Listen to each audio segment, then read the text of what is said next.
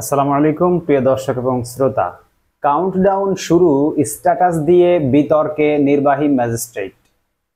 অন্তর্বর্তী সরকার ও প্রধান উপদেষ্টার বক্তব্য নিয়ে ফেসবুকে বিতর্কিত মন্তব্য করে সমালোচিত লালমনিরহাট জেলা প্রশাসনের নির্বাহী ম্যাজিস্ট্রেট তাপসী তাবাসসুম উর্মি। গত শনিবার ফেসবুকে তিনি লেখেন, ডক্টর মোহাম্মদ ইউনূসের কাউন্টডাউন শুরু হয়ে গেছে। ঘটনাটিকে সরকারি চাকরির আচরণবিধি লঙ্ঘন করেছে বলছেন সংশ্লিষ্টরা, আর বিধি অনুযায়ী ব্যবস্থা নেওয়ার কথা জানিয়েছে জেলা প্রশাসক। বিতর্কিত ওই স্ট্যাটাসে নির্বাহী ম্যাজিস্ট্রেট তাপসী তাবাসসুম উর্মি লিখেছেন, সাংবিধানিক ভিত্তিহীন অন্তর্বর্তী সরকারের প্রধান উপদেষ্টা বলেছেন রিসেট বাটনে পুশ করা হয়েছে, অতীত মুছে গেছে। রিসেট বাটনে ক্লিক করে দেশের সব অতীত ইতিহাস মুছে ফেলেছেন তিনি। এতই সহজ, কাউন্টডাউন শুরু হয়ে গেছে আপনার মহাশয়। তাপসী তাবাসসুম উর্মি জানিয়েছেন, অন্তর্বর্তী সরকারের প্রধান উপদেষ্টা ডক্টর মোহাম্মদ ইউনূসের এক বক্তব্যের জের ধরে তার এই প্রতিক্রিয়া। নিজের স্ট্যাটাসের পক্ষে শক্ত অবস্থান নিয়ে তিনি বলেন, আমি পোস্ট দিয়েছি এটাই তো যথেষ্ট। অনলি মি করেছি, বিভিন্ন কারণ হতে পারে। এর জন্য যদি আমার চাকরি চলে যায় আমার সমস্যা নাই। আমাদের জাতির পিতা বঙ্গবন্ধু, এটা মীমাংসিত সত্য। রিসেট বাটন মুছে ফেলা, অতীত মুছে ফেলা, এর মানে কি? তাহলে তো আমি মনে করি মুক্তিযুদ্ধের বিরোধী শক্তি আমাদের দেশের সরকার হিসেবে আছে। আমার মনে হয়েছে আমার দায়িত্বশীল জায়গা এটাই। বলা হচ্ছে জুলাই গণহত্যা, এগুলো সবই তদন্ত সাপেক্ষে মীমাংসিত সত্য না, এখন পর্যন্ত প্রমাণিত হয়নি। তো বিষয়টি নজরে এসেছে জানিয়ে ব্যবস্থা নেওয়ার কথা জানিয়েছেন লালমনিরহাট জেলা প্রশাসক এইচ.এম.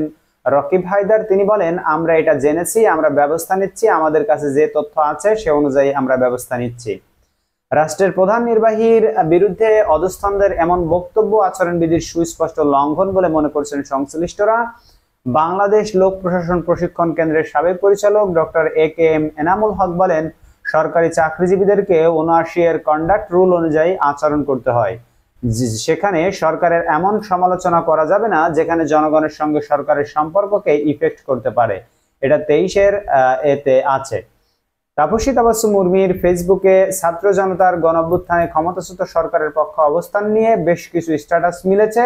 এছাড়াও আওয়ামী লীগের পক্ষে শক্ত অবস্থান নিয়ে বেশ কিছু স্ট্যাটাস দিয়েছেন তিনি। প্রিয় দর্শক এবং শ্রোতা, সরকারের একজন কর্মচারী, তার বক্তব্য যদি এগুলো হতে পারে তাহলে কি অবস্থা বিরাজ করছিল এবং বিরাজ করছে এখনো বাংলাদেশ সরকারের প্রশাসনে, কতটা ভয়াবহ হলে এই ধরনের মানুষ, কতটা ভয়াবহ নির্দয় পাষাণ্ড হলে এই ধরনের স্ট্যাটাস ফেসবুকে লিখতে পারে। জুলাইয়ের গণহত্যা স্পষ্ট প্রমাণ, তারপরও নাকি সেগুলো তার কাছে মনেই হচ্ছে না যে সেগুলো কোনো গণহত্যা।